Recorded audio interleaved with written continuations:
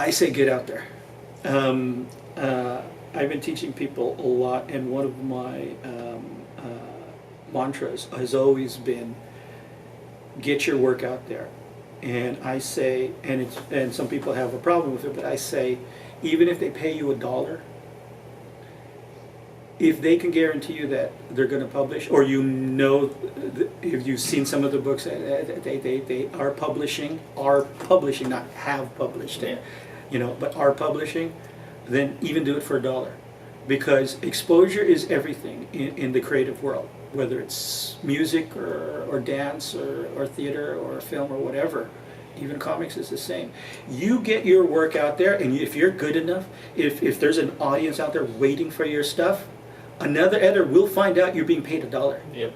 And He'll come after you and try to get it. Right. And even if he goes at, say, 50 and you jump at it, another editor will figure out that he paid you 50. And he's coming ready for 100. And you will, if you're talented, if you got it, you will get there. But you won't get there if you're not exposed, if you don't get that exposure. So for today, with what you got with the internet, and especially all those free social tools out there, if I was a kid today, I would draw a story. I would start a story and start characters, and I would put it out there every week or every month or whatever I'm capable of, for free. Yep. I would just get total exposure, because there is the chance, and there's been the oddball instances of, a producer or somebody seeing that and going, oh, cool, these guys aren't attached to somebody, so I don't have to deal with lawyers. Yep. I can just deal with this guy straight if I can get to him.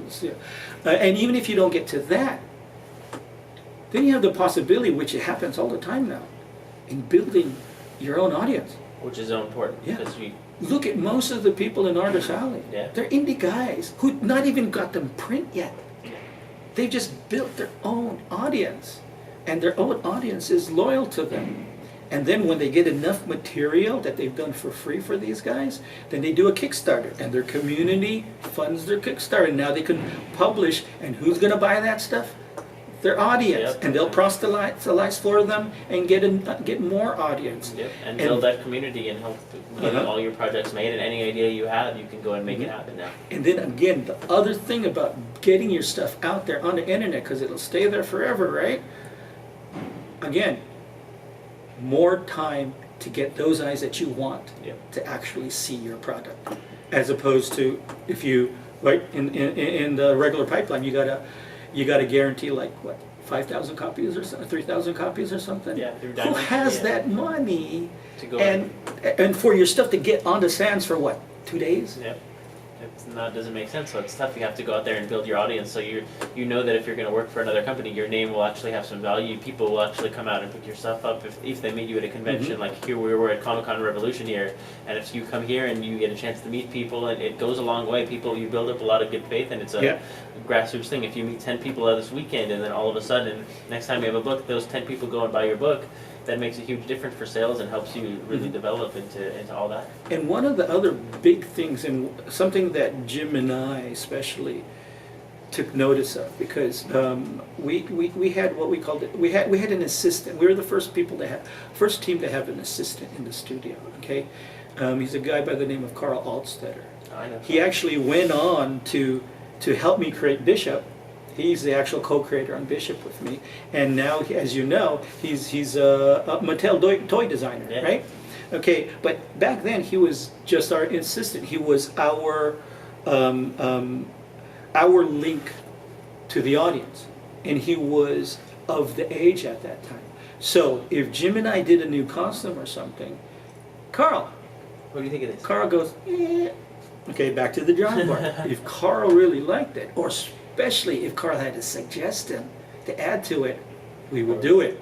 So what's great about the internet, and it's especially good for starting indie guys, because again, you may have a good idea, but you got to learn the profession. You got to learn the tools of the trade.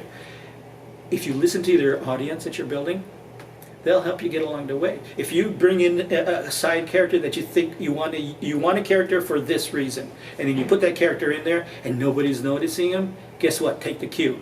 Start to write them out. And bring in another person to try to fit that role. If that character catches, then you're onto something. then you're on.